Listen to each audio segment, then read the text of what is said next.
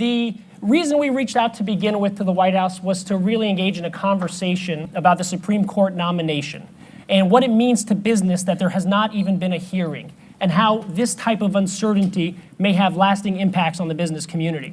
So why don't we just start off, dive right into the Supreme Court, and maybe let us know, is the president concerned about the long-lasting impact this might have? Well, yes, he's very concerned about it. It's now been 100 days since we've had a vacancy on the Supreme Court. There's never been a time in our history where the Judiciary Committee of the Senate has refused to even grant a hearing to the president's nominee. And in fact, in the last year that there was an opening during an election year was under President Reagan, when he nominated now Justice Kennedy to the Supreme Court. And he was confirmed by a Democratic-controlled Senate. So if it worked then, why doesn't it work now? And Ken, you put your finger on it. The number one issue, I think, for the business community, and I experienced this when I was in business, and I know you all do too, is you need certainty.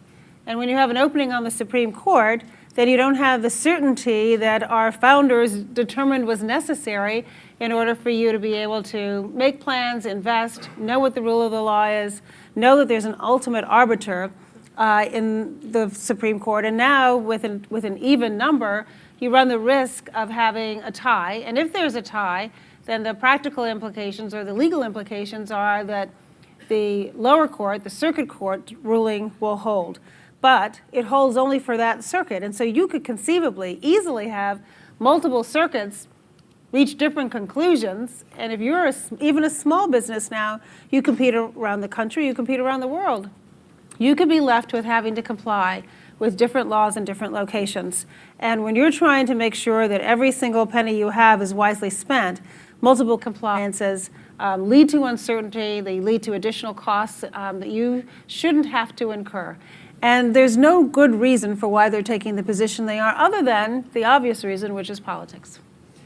So the short-term argument I think they've been making on the other side is that this is a one-time kind of decision because it's an election year. But from the business perspective, this kind of opens up a Pandora's box that in the future, every time we have a situation where there's a vacancy in the court, if there's a opposing party in control of the Senate, that this may now be a long-term trend. And doesn't that create just vast dysfunction in the operations of our government? Our democracy is based on some fundamental principles. And it's very clear that the president's responsibility is to nominate, and the Senate's responsibility is to advise and consent.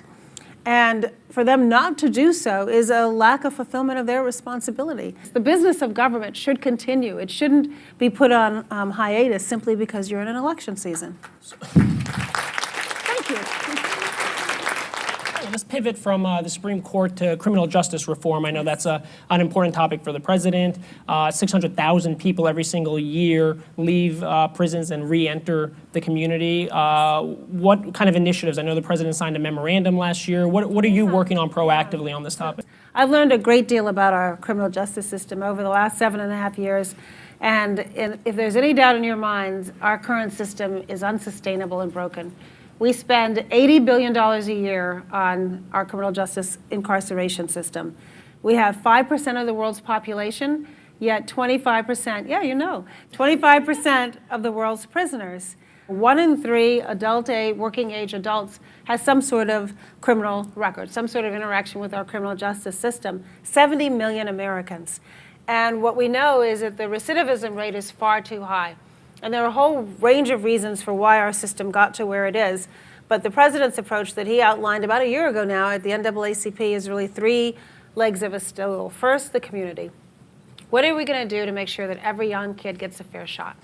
And so it's everything from early childhood education to ensuring that our young people are getting the quality of education they need to learn how to read, that we're not suspending them and expelling them from schools.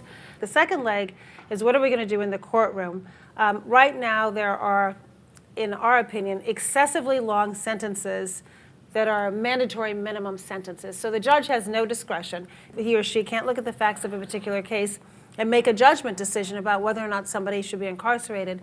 And then there are also provisions that if you've had prior convictions for nonviolent drug offenses, then you get what's called an enhanced sentence. And so the legislation that's currently going through Congress, and this is another area where I am optimistic, really optimistic, because we have bipartisan support in the House and the Senate would reduce those mandatory minimums. It would take resources to go back and help people who are incarcerated get the education and job training that they need, that get the drug treatment, alcohol treatment that they need. Something like 70% of people who are incarcerated have some sort of substance abuse problem. And they also have mental health issues. And so let's help people while they're in the public trust, in the public custody, get back. And then the final leg of our stool is, so what do we do when they're released, the 600,000 that you mentioned, so that we don't have this revolving door? Because keep in mind, the goal is to keep our communities safer. And if you have a revolving door, that means they've committed another crime. They're not taking care of their families. They're not self-sufficient, law-abiding citizens. That should be our goal. And so that's where you come in. You know I have a pitch for you. So several weeks ago, we launched what's called our Fair Chance Business Pledge.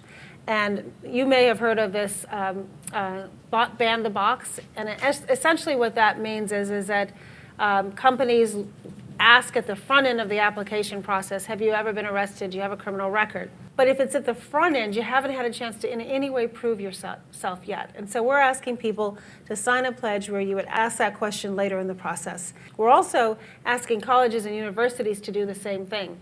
And so our goal is to help people come out and become, as I said earlier, law-abiding members of society. They can't do that without a job. Thank you. Our county jails around the country, so those are folks awaiting trial. They stay an average of 23 days.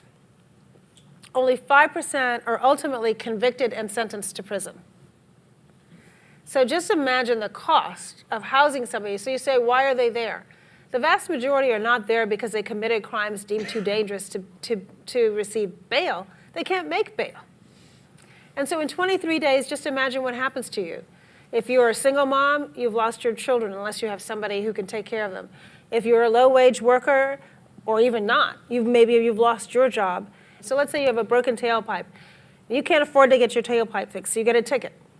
You can't afford the ticket, so you don't pay the ticket. So then you get stopped again. You have a second ticket, and next thing you know, there's a bench warrant for your arrest because you haven't paid it.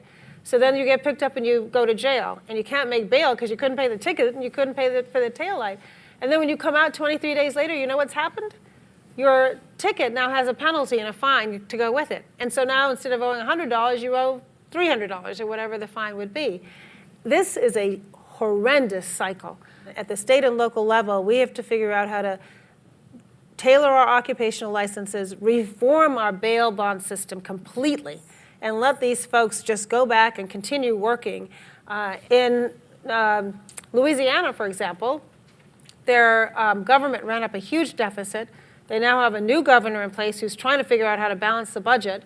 And they have an indigent defense fund that is depleted.